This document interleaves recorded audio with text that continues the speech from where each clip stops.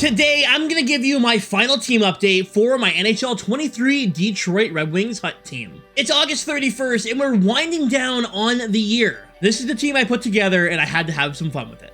Now, first of all, if you guys didn't know what happened, I had a full Hut team, and I ended up trading in all of those players for Detroit Red Wing themed team sets. From there, I used that team to get Rivals and Champs awards, I played the game, and I got a bunch of cards to make my team better.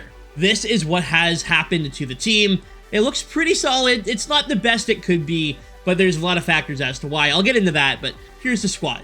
First of all, we have the current Red Wings line: Joe Veleno, Dylan Larkin, and Michael Rasmussen.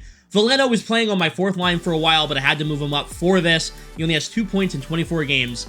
Dylan Larkin, my captain, obviously one of my favorite players in the entire NHL. Love this guy and love his card. Great card. And then we got Michael Rasmussen, who got an upgrade. We actually had him at 93. Figured I would upgrade him to his 94. He's a really good card as well. 6'6", really good skating. And in the end, this line makes up 3 players who are currently on the Detroit Red Wings. For line number 2, I did the exact opposite and went with former Detroit Red Wings that won the Stanley Cup with the team. So we have Steve Yzerman here down the middle with Brendan Shanahan and Mikhail Samuelsson.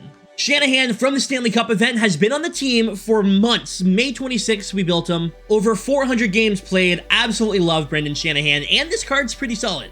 Next up, the captain, Steve Yzerman, my favorite player of all time. I have signed photos, a signed jersey. Literally the reason I got into hockey. Of course, I had to have him on the squad.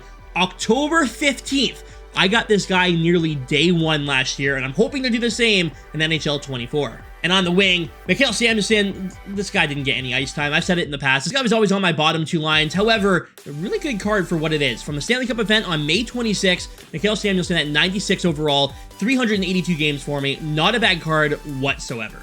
So we have the current Red Wings, the past Red Wings, and now the future of Detroit. We have Nate Danielson, Elmer Soderblom, and Marco Kasper.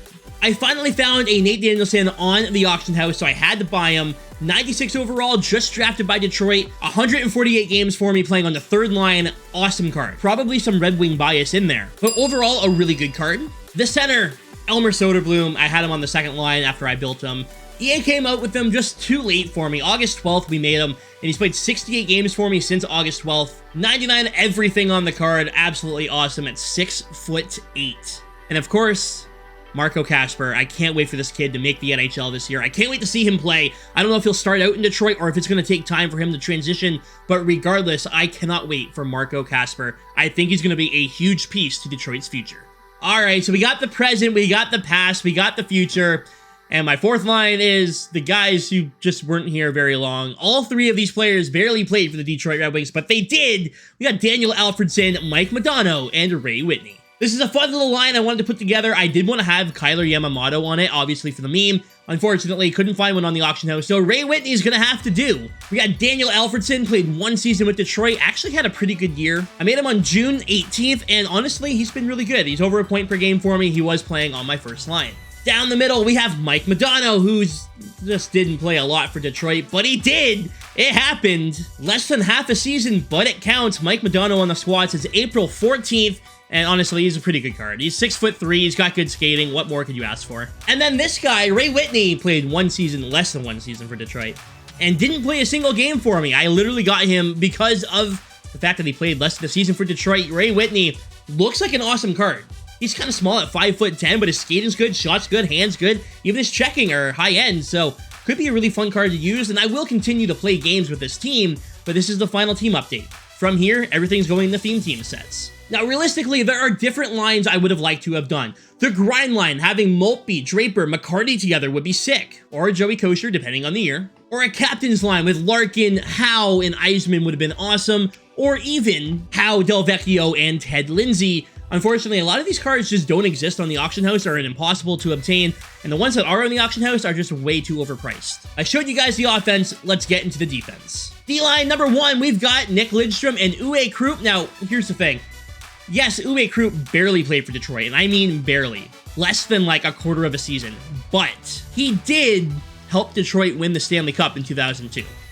So this is my Stanley Cup line. Nick Lidstrom, my favorite defenseman in the game by far. November 23rd, and I mean, he's just phenomenal. Over a point per game. Just, if Nick Lidstrom in 24 is as good as this card was in 23, I'm going to try and get him day one. It will be my favorite defenseman again next year. And then, yeah, Uwe Krupp, the team builder. I wasn't even going to bother building him. I didn't want to do the team builders, but I wanted to have Krupp because he's a Red Wing. Made him on June 9th, and a pretty good card, obviously. 6'6", good skating, whatever. But in the end, a really good card. And yes, did hold up the Stanley Cup with Detroit, even though his name's not technically on it. On line 2, we've got Olli Maatta and Moritz Seider. We've got the current rostered boys, Maatta and Seider. I wanted to have someone other than Maatta, but again, same thing here. There was a fantasy card, Shane Gostisbehere at 94 overall I wanted to get, and the guy had him up for 700K. I'm not paying 700K for a 94, even though it's a rare card, it's just not worth it. There was no Jake Wallmans available or anything like that, so Olli Maatta, who we got out of the theme team pack, is gonna have to stay. And honestly, for a 93, a much better card than you would expect. 97 acceleration, 95 speed. Yeah, he's on the third line D pair, not getting a ton of time, but at 6'2" and good body checking, this is a great card for a budget.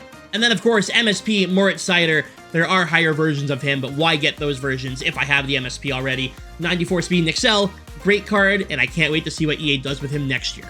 And now for the third line D pair, the guys who are no longer with the team.